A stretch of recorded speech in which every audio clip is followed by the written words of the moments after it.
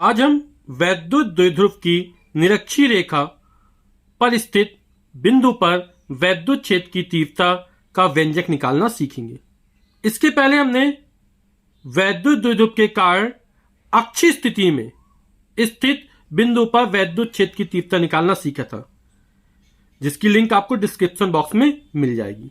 वैद्युत द्विध्रुव के कारण निकालना है तो वैद्युत द्विध्रुव एक ऐसा निकाय है जिसमें परिमाण में समान, दोनों के परिमाण कितने क्यू क्यू है, लेकिन प्रकृति में विपरीत, एक पर प्लस आवेश दूसरे पर माइनस आवेश। तो प्रकृति में विपरीत आवेश बहुत अल्प दूरी पर स्थित होते हैं। यहां पर इनके जो बीच की दूरी है वो बहुत कम है और इस बहुत कम दूरी को हमने 2L से निरूपित किया है, 2L। हमारा प्लस क्यू आवेश बिंदु ए पर स्थित मान लिया, माइनस क्यू आवेश बिंदु बी पर स्थित है। अब हमें क्या करना है, निरक्षीय रेखा। निरक्षीय रेखा ए बी को मिलाने वाली रेखा के लंबार्धक पर स्थित कहीं होगी। तो हमने मान लिया कि वह जो निरक्षीय रेखा है वो ए बी के मध्य बिंदु से ए बी के लंबवत स्मॉल आर दूरी पर एक बिंदु P है और इस बिंदु P पर हमें वैद्युत क्षेत्र की तीव्रता ज्ञात करनी है। यह बिंदु P कहां पर स्थित है, इन दोनों आवेशों को मिलाने वाली रेखा के लंबार्धक पर, और लंबार्धक कहां से जाता है, ए बी के मध्य बिंदु से होकर जा रहा है। तो यहां पर एक बिंदु P है, इस बिंदु P पर हमें वैद्युत क्षेत्र की तीव्रता ज्ञात करनी है। तो चूंकि ये मध्य बिंदु है, ये हमने O मान लिया, तो O से लेके B तक की दूरी और O से लेके A तक की दूरी बराबर होगी और ये स्मॉल l होगी, ये भी स्मॉल l होगी। अब हमें A के कारण P पर वैद्युत क्षेत्र ज्ञात करना है। तो बिंदु A पर स्थित प्लस Q आवेश के कारण बिंदु P पर वैद्युत क्षेत्र, तो प्लस Q आवेश के कारण बिंदु P पर वैद्युत क्षेत्र ज्ञात करना है तो P को A से मिला देंगे।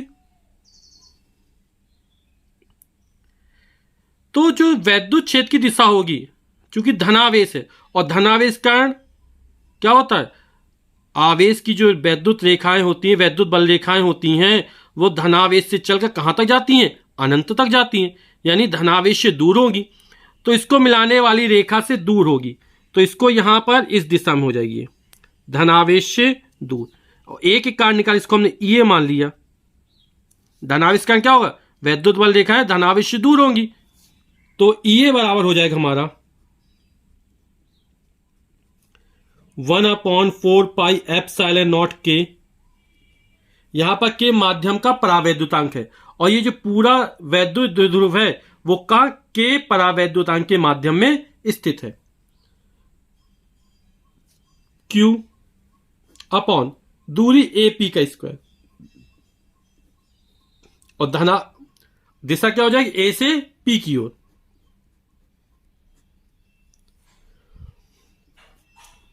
अब ये स्मॉल l है और ये दूरी स्मॉल r है, ये हमारा समकोण त्रिभुज बन रहा है ना। तो समकोण त्रिभुज में AP हमारा कर्ण होगा और हम जानते हैं किसी समकोण त्रिभुज कर्ण पर बना वर्ग शेष दो भुजाओं पर बने वर्गों के योगफल के बराबर होता है, यानी जो AP का स्क्वायर होगा वो R square plus L square के बराबर होगा। तो AP का मान निकालेंगे तो वर्गमूल ले लेंगे, तो ये हमारा मान निकाल आया AP का under R square plus L square. तो मान रख देते AP का, तो 1/4 पाई एप्सिलॉन नॉट के Q upon under root R square plus L square का होल ऑफ स्क्वायर, और जब इसका वर्क करेंगे तो अंडर रूट हट जाएगा, तो हो जाएगा 1/4 पाई एप्सिलॉन नॉट के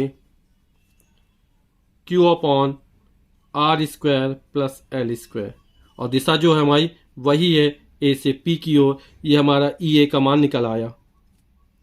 अब हम बिंदु P पर स्थित माइनस Q आवेश के कारण बिंदु P पर वैद्युत क्षेत्र तीव्रता ज्ञात करते हैं। तो B को P से मिला देते हैं। अब वैद्युत क्षेत्र तीव्रता जो दिशा होगी वो इसी रेखा पर कहीं होगी, चूंकि ऋण आवेश है तो यह दिशा ऋण आवेश की ओर होगी। तो ये B के कारण निकाल रहे EB हो जाएगा हमारा, तो EB बराबर हो जाएगा हमारा 1/4 पाई एप्सिलॉन नॉट के आवेश का मान Q बटे P से B की दूरी PB का होल ऑफ स्क्वायर। और दिशा क्या होगी, पी से बी की ओर। अब ये मध्य बिंदु था, है ना, तो ये दूरी भी एल थी, ये दूरी भी एल थी। तो अब क्या करेंगे, ये दूरी आर है, ये एल है, समकोण त्रिभुज बन रहा, तो इसके कर्ण का मान हो जाएगा under root R square plus L square. जो पीबी की दूरी हो जाएगी वो under root R square plus L square हो जाएगी। तो मान फिर हमारा वही निकल आएगा।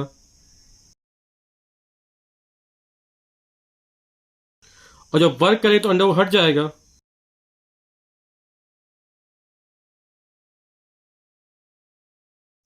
अब हम देख रहे हैं यहां पर ई ए और ई बी दोनों के मान सेम निकले, एक जैसे मान निकले। ई ए का भी इतना ही मान निकला था, बस दिशा का फर्क है। यहां पर ई ए इस दिशा में, ई बी इस दिशा में। चूंकि ई ए और ई बी के मान बराबर है तो जो परिणामी होगा वो इन दोनों के बीच से जाएगा। ये हमने परिणामी छेद की दिशा मान ली है। तो ये क्या है, इस ए बी रेखा के समांतर होगा, क्योंकि ई ए और ई बी के परिमाण आपस में कैसे बराबर है। यदि ये वाला कोण हम थीटा मान लें तो दो समांतर रेखा और कोई तिर्यक रेखा काट रही है तो संगत कोण क्या हो जाएंगे, बराबर हो जाएंगे। ये कोण थीटा है और ये कोण भी थीटा है, तो ये वाला कोण भी कितना हो जाएगा, थीटा हो जाएगा। ये परिणामी वैद्युत क्षेत्र ई है हमारा। अब ये कोण थीटा बन रहा है ना, तो जिस पर कोण बनता है उसके अंदर कॉस घटक होगा और इसके लंबवत साइन घटक होगा। हम थोड़ा बड़ा चित्र में इसको समझ लेते हैं। अब ये ई ए घटक है हमारा, तो इसको इसके क्षैतिज और ऊर्ध्व घटक में वियोजित कर देते हैं हम, जिसमें कोण मतलब कॉस घटक कहलाता है। तो ये वाला इस दिशा में हो जाएगा ई ए कॉस थीटा, और इसके लंबवत ये वाला जो घटक होगा वो हो जाएगा हमारा ई ए साइन थीटा।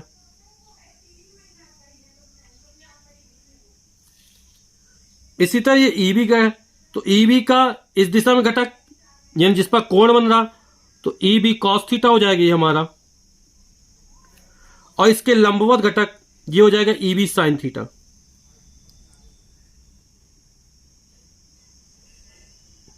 जिस पर कोण बनता है वो कॉस घटक आता है, तो E A cos theta E B cos theta दोनों एक ही दिशा में, तो जुड़ जाएंगे।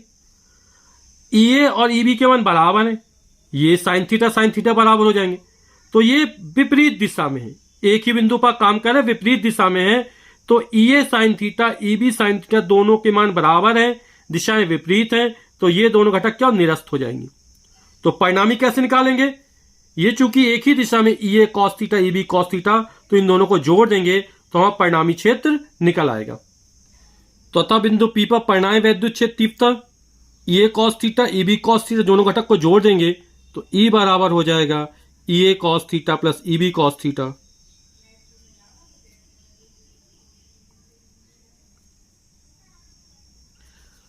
और हमने चर्चा की थी कि जो ई ए का मान है और जो ई बी का मान है वो दोनों आपस में कैसे हैं, बराबर हैं। तो चाहे ई ए के स्थान पर ई बी लिख दे, चाहे ई बी के स्थान पर ई ए लिख दे। तो ई बराबर हो जाएगा हमारा ई A cos theta, E B की जगह ई ए रख दिया तो ई ए कॉस थीटा, तो हो जाएगा 2EA कॉस थीटा 2, और EA का मान हमारा है 1/4 पाई एप्सिलॉन नॉट के Q upon R square plus L square. तो हमने EB का मान रख दिया ये, क्योंकि EA और EB के मान आपस में कैसे हैं, बराबर हैं। EA का मान जो है वही EB का भी मान है। अब cos थीटा आया, ये कोण थीटा, cos थीटा व आधार बटे कर्ण समकोण त्रिभुज POA में इस कोण के लिए OA आधार हो जाएगा और कर्ण क्या हो जाएगा, AP हो जाएगा। तो OP अपॉन AP, OP का मान L है और AP का मान under R square plus L square है, तो हो जाएगा 2 इंटू 1/4 पाई एप्सिलॉन नॉट के। यहाँ पे cos थीटा के पहले वैल्यू रख देते हैं, तो ये हो जाएगा हमारा cos थीटा आधार बटे कर्ण हो जाएगा, तो आधार की जगह हो जाएगा OA और कर्ण की जगह आ जाएगा हमारा AP।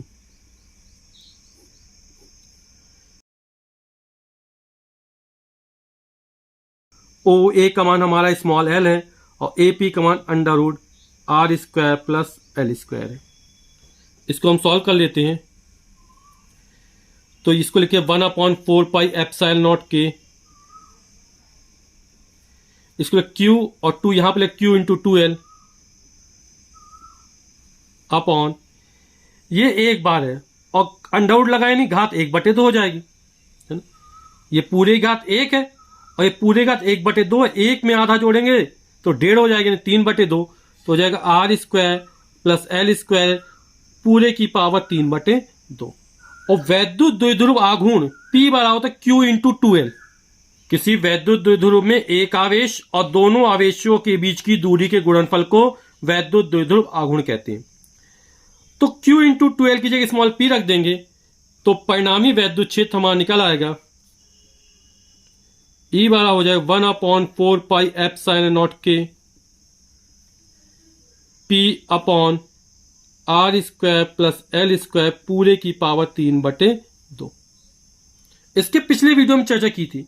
तो जो वैद्युत द्विध्रुव होता है उसमें आवेशों के बीच की दूरी होती है वो बहुत अल्प दूरी होती है, बहुत कम होती है, और जो स्मॉल आर का मान होता है इन स्मॉल एल की तुलना में बहुत ज्यादा होता है। तो एल का मान स्मॉल आर की तुलना में बहुत कम है, एल का मान बहुत कम है। जब इसका वर्ग करेंगे तो मान और भी कम हो जाएगा, तो ये पद नगण्य हो जाएगा। जैसे हमने पिछली बार चर्चा की थी, मान लो स्मॉल एल का मान 0.001 है, एल का मान, तो इसका वर्ग करेंगे तो कम का वर्ग और कम हो जाएगा, 0.0000001 आएगा। तो ये मान बहुत कम हो जाएगा।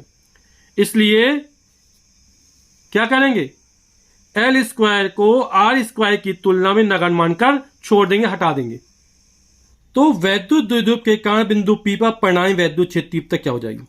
तो एल स्क्वायर को नगण्य मान हटा देंगे तो ये एल स्क्वायर हट जाएगा, तो आर की घाते 2 है और पूरे घाते 3/2 हो जाएगा। तो E बराबर हो जाएगा 1/4 पाई एप्सिलॉन नॉट के small p upon R square, L square हट गया, पूरे की पावर 3/2 है, बटे के 2 से ये वाला 2 कट जाएगा तो घात 3 हो जाएगा। तो कैपिटल E बराबर हो जाएगा हमारा 1/4 पाई एप्सिलॉन नॉट के स्मॉल p अपॉन 2 से 2 कट गया तो r की घाते 3 यानी r³। यही हमारा निरक्षीय स्थिति में वैद्युत द्विध्रुव के कारण वैद्युत क्षेत्र की तीव्रता का व्यंजक है। वैद्युत क्षेत्र तीव्रता का मतलब न्यूटन प्रति कूलम हो गया। एक सदिश राशि की दिशा होगी, तो जो दिशा कैसी है, यहां पर इस दिशा में है, ए बी की अक्ष के समांतर है, द्विध्रुव की अक्ष के समांतर है, और कैसी है, धन आवेश से ऋण आवेश की ओर होगी। तो परिणामी वैद्युत क्षेत्र की दिशा जो होगी वो वैद्युत द्विध्रुव की अक्ष के समांतर धन आवेश से ऋण आवेश की ओर होगी। तो वैद्युत क्षेत्र कैपिटल E की दिशा वैद्युत द्विध्रुव की अक्ष के समांतर धन आवेश से ऋण आवेश की ओर होगी।